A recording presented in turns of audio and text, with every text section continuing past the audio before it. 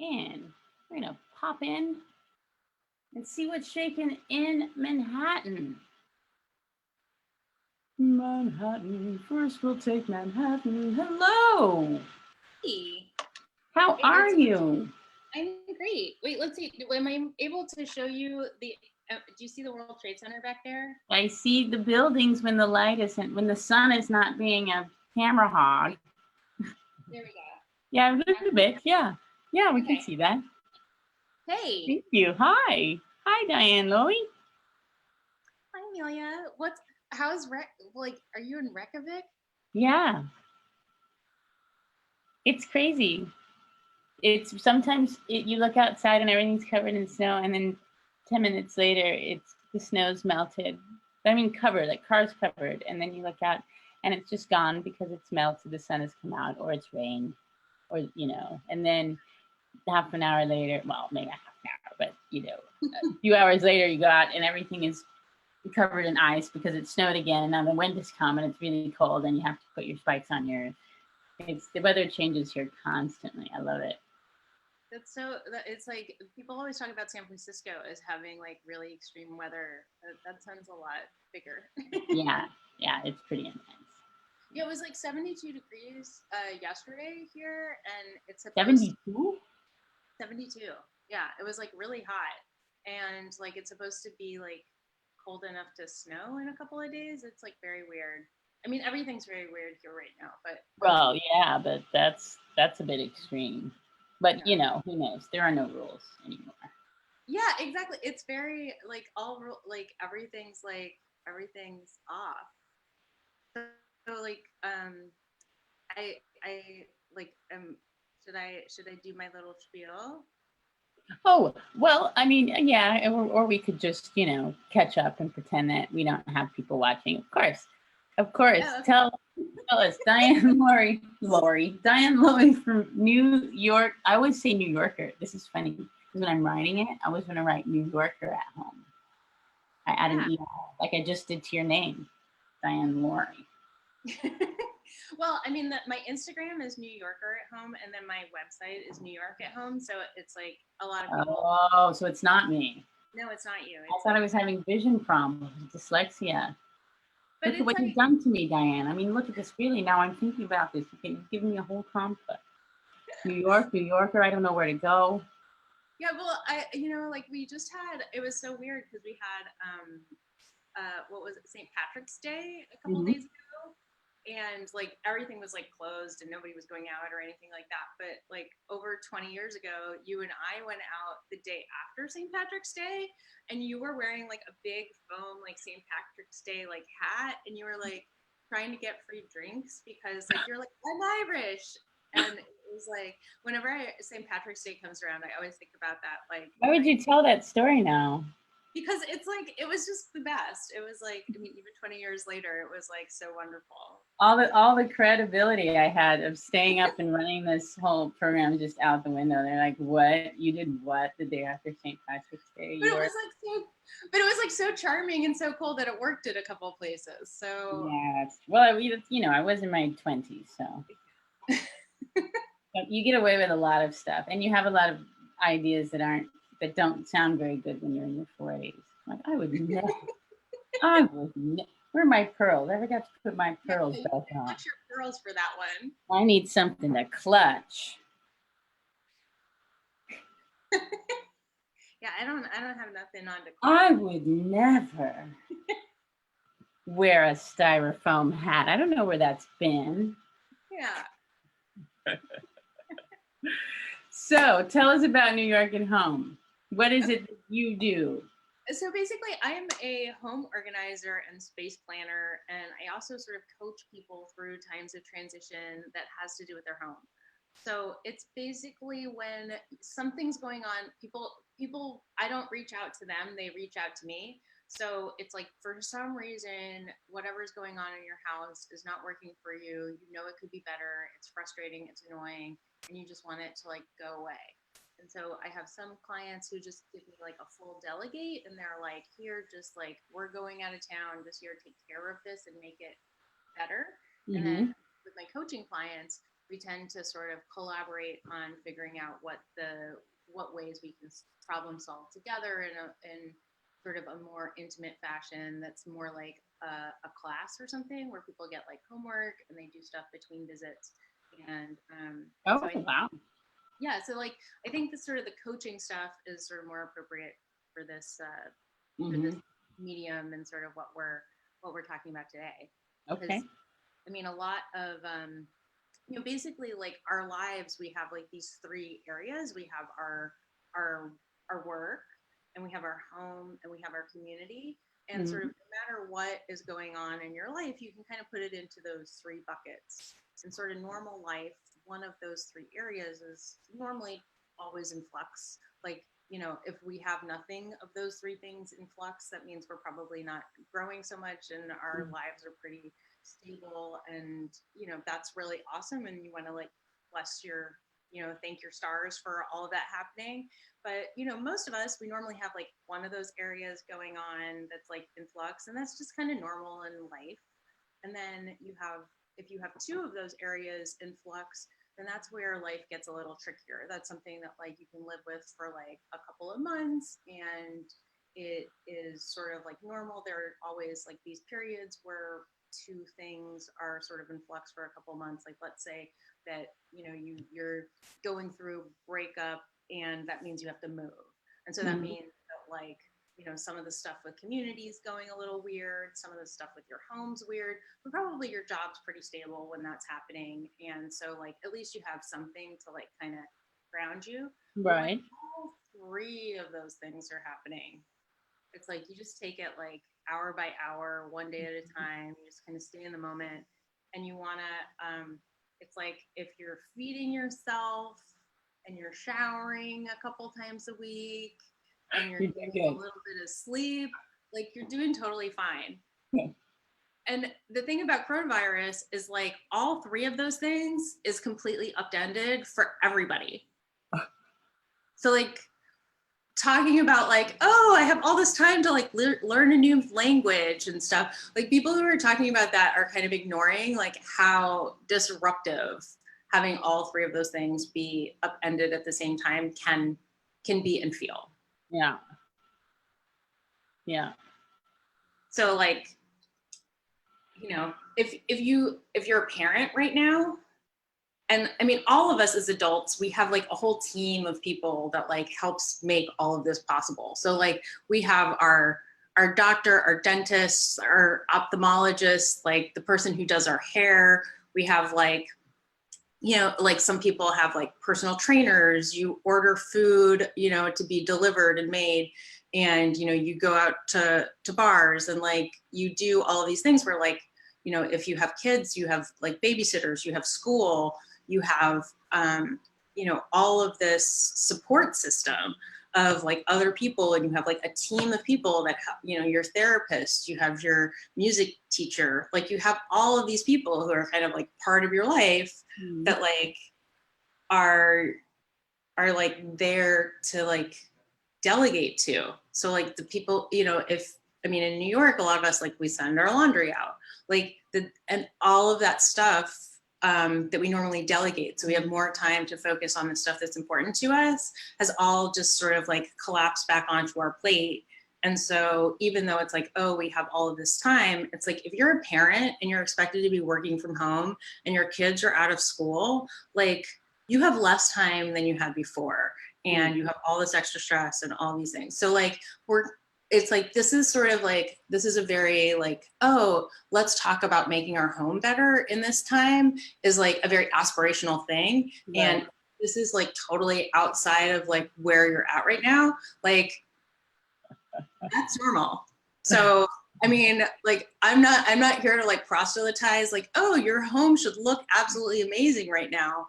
I'm just here to say like, okay, well, if you are going stir crazy and you do have the time and you do have like the energy to like, be like, okay, I don't have a power over a lot of things, but I do have power over my home.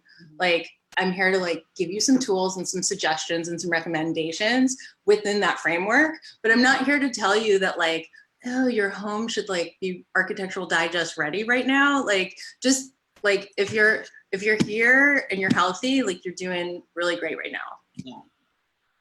Yeah. So yeah, I just need to like make sure that like I was clear about the fact that I'm not like thinking that like people are supposed to be having their homes be like top on the list. Yeah, but I mean, even without the framework, that you just gave, it's fine to have, you know, even as a distraction. I mean, people are watching how to fix your home up and flipping houses on television, so it's sort of, you know, the same sort of thing. It's like, oh, I want to look at something that was a mess be made into something pretty, and there's something soothing about that. Oh my God, it's like it was the most soothing. I was like looking at this book yesterday that I have that's called like Things Organized Neatly.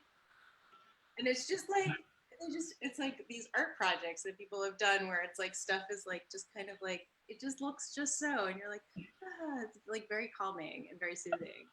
So like everybody's got their coping mechanisms. My partner like loves doing laundry and loves like bleaching things and ironing things. Like that's like her way of like, you know, she's like, oh, if like everything's bleached and everything's ironed, like the world is just fine. Like everybody's got their, I mean, I feel like I'm very lucky to be on the receiving end of that, but you know, everybody's got like their thing that helps them, that's like a healthy coping mechanism through difficult times.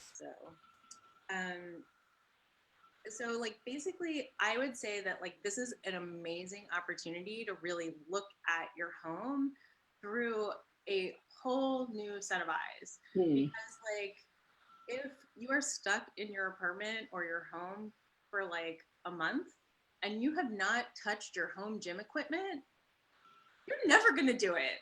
Like you're never going to touch those weights. You're never going to use that yoga mat in your apartment. Like it's time to say goodbye. And it's not necessarily like that it was wrong to hold on to them until now. It's just like that this is like a real way to like, you know, the rubber hits the road and you just like really have a stark idea of like, okay, this is really who I am. And it's a way of like that we have this opportunity because we're like isolated in our spaces to like really take a look at like who am I, like when I'm alone, and like it's like what is my secret single behavior, like what it's like when I decided to stock up, did I go out and get a bunch of face masks, or did I buy a bunch of toilet paper, did I make a rush on kombucha, like what was it that like when I was like thinking about like not having it for a period of time, like what was like, oh my God, I can't live without extra guitar strings, or was it like I can't live without extra like hand soap, like what was it that like really just like freaked you out the most? I was thinking Thin Mints. I didn't even think about guitar strings. I wanted it's the season, you know, it's always this time. It's Easter, it's my birthday. I want my cookies. Oh my God. Yeah, and you were supposed to be here. I know. Today. I know. Oh, see, actually one of my clients, like her, well, I have a couple of clients who have like Girl Scouts in their family, but like one in particular, he like keeps all the Girl Scout cookies for like the troop in their apartment. So like I will definitely like email her and order some. So whenever you're here, I'll do my best to not eat them. That sounds amazing. Thank you. Yeah. Oh, the Thin Mints. Like, yeah, I definitely don't have access to Thin Mints. Okay, well, signing off with it. So that's my advice. Yeah. Find the cookies. So we got to get rid of the things that we're not using while we're cooped up at home.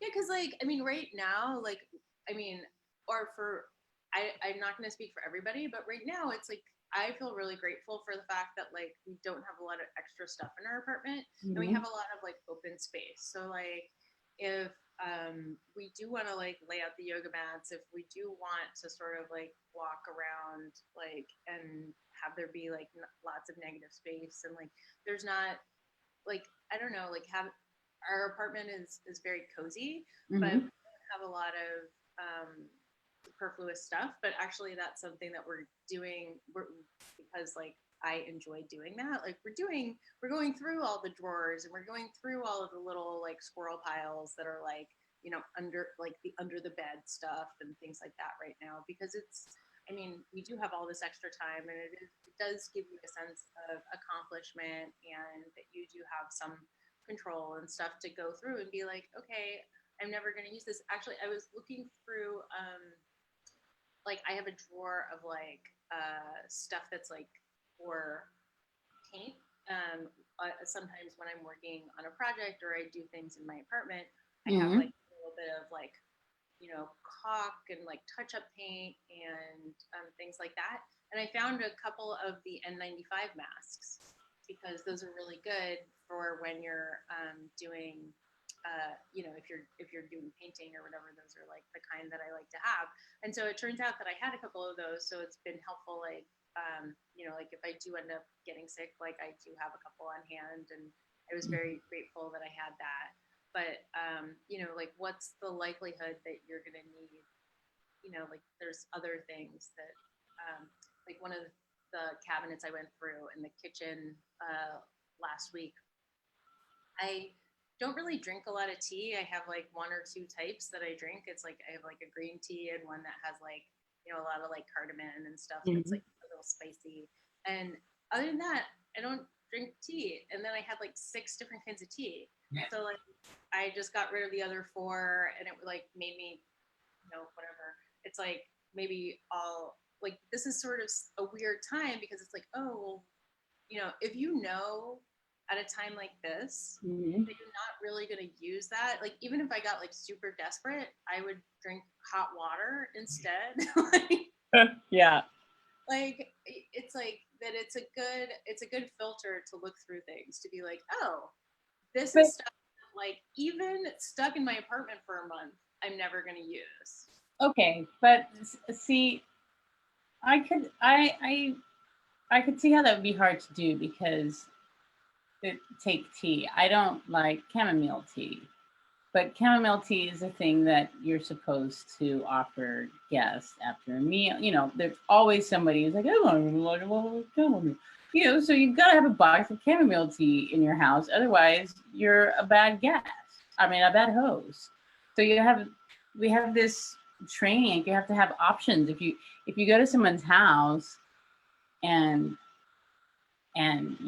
you ask them for tea or they offer you tea and they say, well, I only have black tea. It's sort of like, well, you knew I was coming, or why did you bother asking me if I wanted something? I don't know.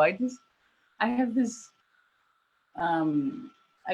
which is insane because I live out of a suitcase. But when I do live in a home and have a home, I like to have items for my potential guests.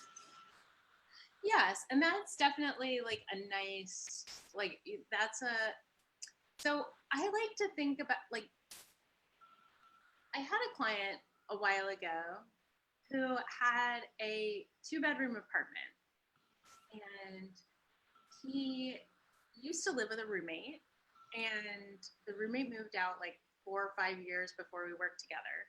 And he had converted the second bedroom into a guest bedroom. Mm-hmm. And I asked him how often he had guests staying at the house. And he was like, once or twice a year, I'll have like people come and stay for a week. And then he also had like a pull-out sofa in the living room. Mm-hmm. And so I was like, so right now you don't have like his neither bedroom had an actual like built-in closet. Mm-hmm. So he had like a garment rack in the bedroom, and he was like, an adult. Yeah. And so I was like, so I know this is kind of radical, but why don't we get rid of like all the stuff in the guest bedroom, and turn that really small guest bedroom into a big walk-in closet for all of this stuff that like is currently in your bedroom doesn't really have a good home. And he had a lot of like he's like a burner. He has a lot of like activities and stuff that has like stuff associated with it. So it wasn't like we're talking about like, you know, a small, like it was a very sensible recommendation. And he was like kind of resistant to it. And then I was like, so like how much rent do you spend? Like let's figure out the square footage of that room and how much are you spending in rent every year for having people who are not paying to come and stay in that room for a week versus like having it be yours to use all the time. And he did the math and all of that kind of thing, and he was like, oh. And so we did it, and it's like worked out great. And like he still has people come and stay, and like it's still totally fine. And it's like they just stay in the living room, and it's like the same. And like, you know, it totally like worked out. But his life is like so much better having like basically set up his home for him for the 50 weeks a year. Yeah. And so like the chamomile tea, like if you have the space for it and it's not taking up too much room and everything's like fine, like yeah, like keep an extra box of chamomile tea. But if you are having like if things are overcrowded and you're having difficulty finding stuff, like the part of the reason why I was getting rid of some things in my kitchen cabinets was because with you know, we need to like be keeping like as a New Yorker, like I normally go to the grocery or like the bodega like almost every day. Like if we're like gonna make something for dinner and I need like bean sprouts or something like that, I'll just like run across the street to the bodega and go pick some up. And like, you know, whatever it is, like you can just get it here. And because we're supposed to be staying at home, like I need to like be keeping a little extra in the kitchen. And so I was trying to like free up space for the stuff that we need to keep a little extra of. So it's just sort of like you know, like that it's really helpful to be able to have that extra space right now because now I have like, you know, a 5-pound bag of flour. Like, you know, and all the flour is gone. It's just like it's super weird times, man. Oh, sorry. Thank you. Yeah, so I mean, and that's the thing is like, so because things are a little different and things are like a little weird right now, and we have like, because I don't have children, like, and I have like the time and the space to kind of give this a little bit of thought. It's like that I always think of like every space in your home and every drawer, every cabinet, every closet, it has a job to do. It's like got a job description. And like basically like if you do have like a little bit of time and thought to like give to your home during this time, like they're just kind of like thinking about like what is the job description of like each space you have.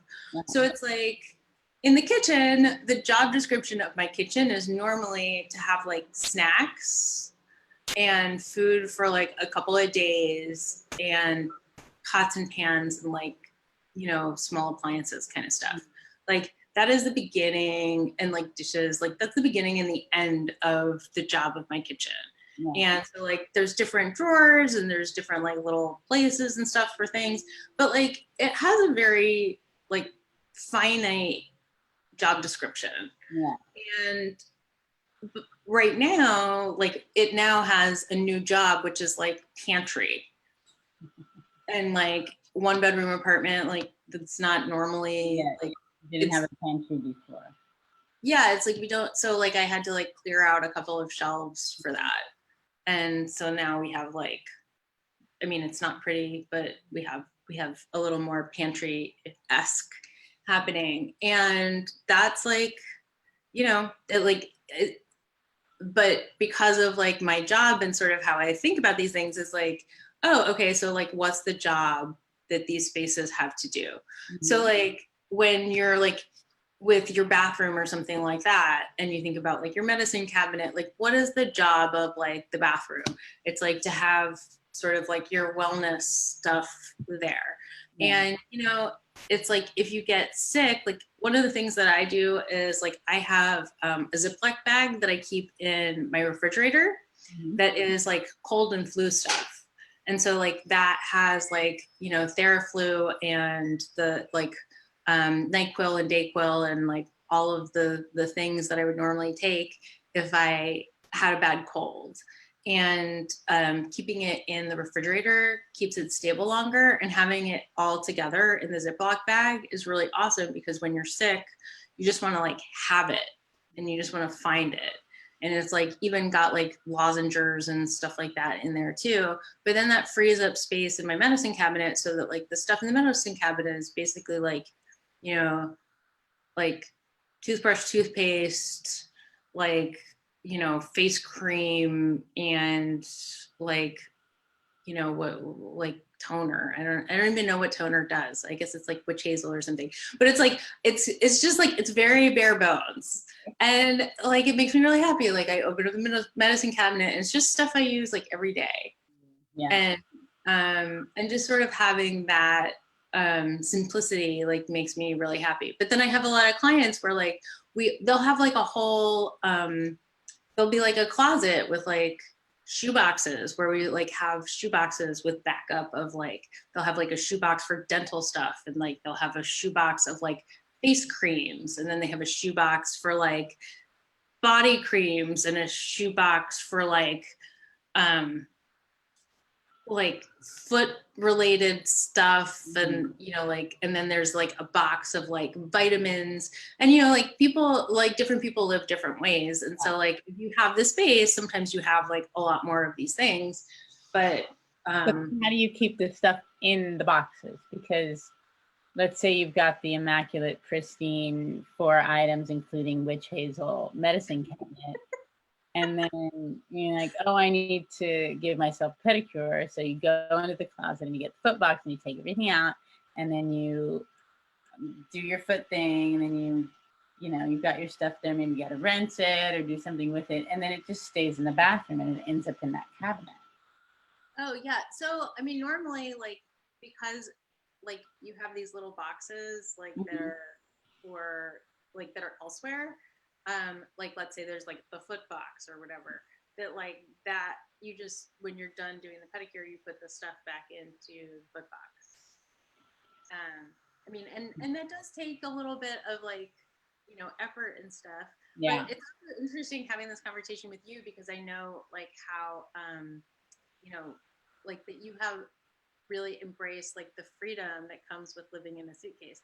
So it's like I'm just trying to. It's like, does Amelia have like a pedicure kit in her suitcase? So that's why they always look so good. The two are, what is it, mutually exclusive? You can carry around a lot of stuff, you know. Yeah, it's true. Doesn't necessarily mean you use it, or if you use it that it works, but thank you for my pause. Yeah, I mean it's like is it all of these things are kind of like practices and like that I mean some like I have a client and his apartment like always looks like a bomb went off because like he doesn't have like that like sense of like that you need to spend 5-10 minutes at the beginning and end of the day just kind of putting things away. So once you take everything out, like I mean some people are of the school where it's like as soon as I take something out I put it right back. Like if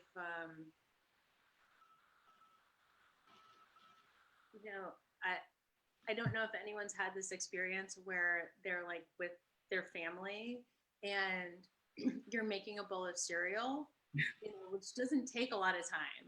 And it's a pretty self-explanatory process. So you have the bowl, and you've got the cereal out, and then you get the milk out, and then like a family member has come, seen the milk sitting out, Yeah. and put it back into the fridge Yeah. before you get a chance to like use it. And like there are some people who are like that. Yeah, and I guess that they would then breed people who would take the milk out, make themselves a bowl of cereal, and then leave the milk on the counter because they're like, someone's gonna come put that away. Yes. Yeah.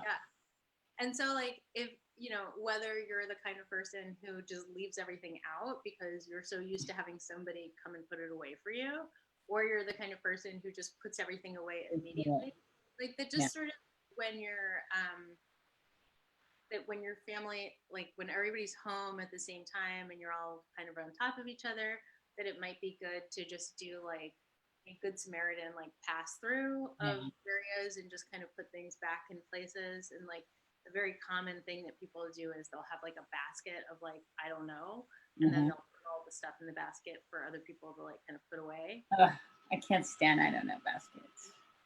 Yeah, and that's not really my, I mean, like because there's just two of us. Because then it just becomes their place. The basket becomes its place. It's so optimistic, isn't it? You're like, I'm gonna just put in the basket, and people will go find it. And it'll make its way home. Go on, little fella, you can do it. No, just leave it on the floor. It's better that you left it wherever you found it instead of putting it in this false home, giving it false hope. Well, I mean, there are things like parents do sometimes that are a little traumatic to try and get their kids to like put their stuff away. Like then they're like, I've heard of people like that they'll take their kids' toys if they like left them out, and then make them do chores in order to like be able to pay for getting them back. It's like a Liam Neeson film. Not about my daughter, like what? That's awesome. What was Not Without My Daughter? Was that Sally Field or Meryl Streep? Oh, I don't.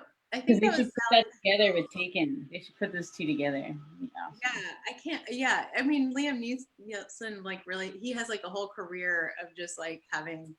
When did that happen? I feel like I blinked, and then there were 6 of those films.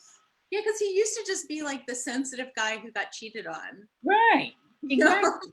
the creative, artistic one with the eyelashes. Yeah. Like, when did he turn into Rambo? Yeah.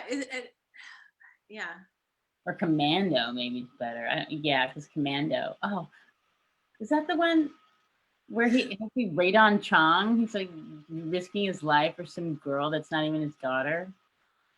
Commando. I didn't see that one. Arnold Schwarzenegger. I just remember it has a yellow Porsche and Radon Chong's in it. And it's like the daughter of his best friend or something who's died, and he has to take care of her. And he goes through all of these crazy things that no one would ever do. They would just be like, "See you later, teenager. Have a nice death." Well, yeah. I mean, it's one of the nice things about movies is they have these like totally unrealistic premises, and then like. And they get you, and they suck you in. Do the next thing. Yeah, and 30 years later, you're like, I remember Radon Chong in a yellow Porsche. I don't know why that information needs to be in there. It's in it. See, it's in the basket. Nobody's put it away. Yeah. You don't want to have it be in the brain basket. Yeah, and that's like, it's sort of funny, like with all of this time, it's like, you know, like a lot of I mean, because I do this professionally now, like I have like these, you know, probably like I have like 5 outfits that are like my official, like I'm going to something fancy or important and I need to like wear something a little nicer than what I normally wear outfits. And it's really great because they're like the outfits that like always fit me right and I look good in, and I don't have to like stress too hard about like I never have to buy anything new, and it's just very simple. Like it's removed. I mean, I love fashion and clothes and all that kind of thing, but normally I like now I just I limit sort of the number of things that I have. It's not necessarily that they're not fun and they're not playful. It's like I sort of rotate a lot more frequently. But it just when you that because people are kind of working when you're working from home and you're wearing a lot of your most comfortable clothing and things, that like even your most comfortable clothing, like you do want to feel a little bit like I'm worth, like I'm wearing something that's like worth me. So like you have something that's like really cozy, but it has like a couple of really big holes in it. Like a lot of times people will like hold on to like a whole category of clothing that's like this is something that's broken in, that's not that I like to wear, and I've now like delegated it to like sleepwear. And I'm sort of the more of the school of thought of like I like the Airbnb test, which is kind of like if you were to go to an Airbnb and it had that in it, would you like write a bad review? Would you complain about it? And so like a sleep shirt with like 4 holes in it, like totally does not pass the Airbnb test. No. And in a world where like we have so much excess and we have so much extra, and like being able to create space to breathe and to like be able to like do what we want to do, like the most of us in this day and age are in this really freaking weird place where we have like excess. And so figuring out like what to hold on to, what to keep, what to enjoy is more about like getting rid of things that are that make us feel bad about ourselves and make us feel like we're not worthy. And so like if you only have like if you have a small number of things, but they're all kind of like they all make you feel good and nice and happy, like that's like those are the things you should be like really embracing, like right. So that's what we should be doing with all of our surplus time. Speaking of having extra, seeing what's in the material and the immaterial, I suppose. What do we value most? Yeah. In the pantries of our homes and our hearts. You like that? I'll give it to you for free. You can have it put on a flyer. You pass them out when you can go back outside. You never know. Yeah. Oh my gosh. But right now, like you pass out a flyer, people are like, "Don't touch me." It's really weird, man. Like it's so weird out there. Like it's super weird. Like people, like I saw somebody running the other day with like a face mask and gloves on, and I'm like, and we were like outside. Yeah. Like, in the park, and there was like lots of space. There weren't people around. Like it was really easy to social distance. Right. And also like he was like literally running. So I was like, is this where we are now? Yeah. And it's gonna be that way for a while. Yeah. And because that's the only thing that people will not the only thing, but that's the takeaway, because it's such a powerful visual. I think numbers don't matter. Numbers people will forget, and actual facts and things, but this, this fear image of. Yeah. Anyway, we don't have time for that. Our next guest is here, and we don't want to get too deep and possibly offend any of our viewers. So. This has been great. It's really been lovely seeing you, and I had a great time talking. I'm glad that you agreed to stop by and chat with us. I know someone who's coming on later was very excited about your segment, so I hope she got to watch, and I hope that she gleaned a little bit of useful information to help her organize. And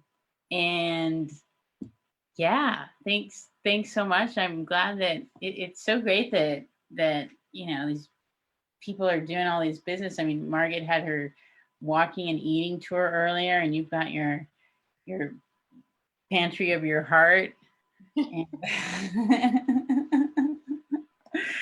It's really great to see these people being creative with businesses and ways to spend time and focus on things that make them happy and make careers out of it. So makes me happy that my friends are happy. Yeah, it's great to see you, and take care. I'll talk to you soon. All right. Thanks, Diane. Bye, Diane Lowy from New York at home. Yay, bye, Amelia. Bye.